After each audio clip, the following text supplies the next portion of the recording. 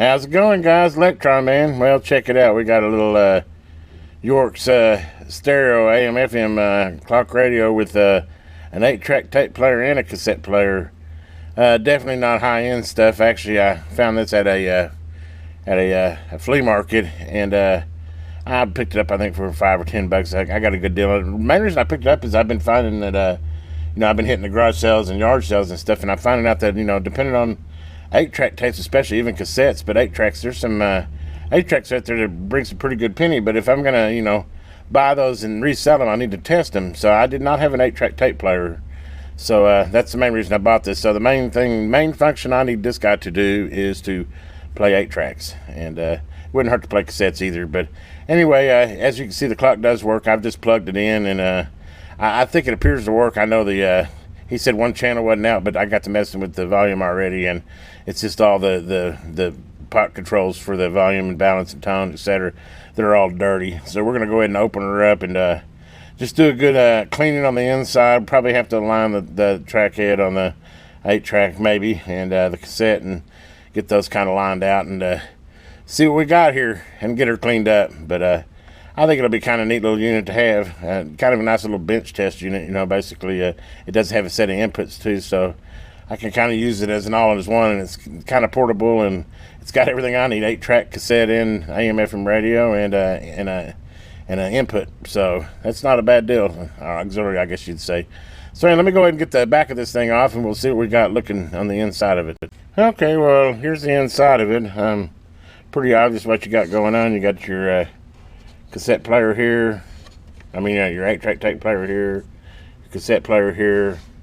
Looks like you got your tuner here, and it looks like your main power supply with your transformers here, and it looks like that's your switch controls down there. This is basically a 3-board. This being your tuner and your amp, and pretty much this is your control, and then you got your 2 tape decks, and you got your power supply right here. Doesn't look too complicated. It looks pretty clean. It's got a nice big filter cap in there.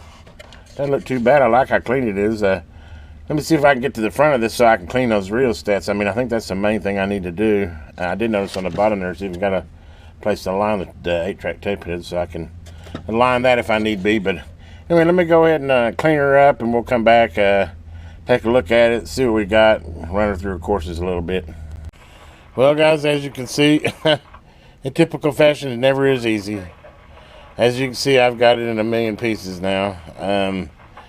Actually, 8-track deck player worked great. AM FM radio worked great. Like I said, though, the pots need to be clean. The stereo worked great. FM AM works great.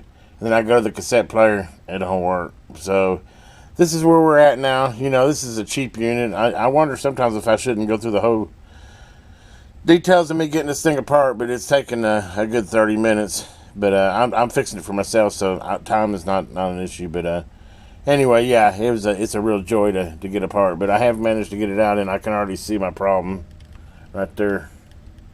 You see that belt right there? That belt has come off. Fortunately, I bought that belt kit for that little Sony, so I'll probably have a belt to fix it. So provided that I can get it back together after getting it apart, maybe we'll have a full functioning unit. Anyway, I wanted to give you an update, kind of give you an idea what this guy looks like on the inside. It was a real Rubik's Cube to figure out how to get it apart. It's like this screw does this, and anyway, you just take it slow and remove screws till it comes out. But we'll come back in a little bit and see where we're at. Just wanted to give you an update. Well, I thought I'd do a little test before I put her all back together, and as you can see, I've got her playing now, but I don't want to get copyrighted here, but I got a little bit of slowness. But this fat belt here is definitely got a little slippage on it. I'm going to try cleaning it. I don't know.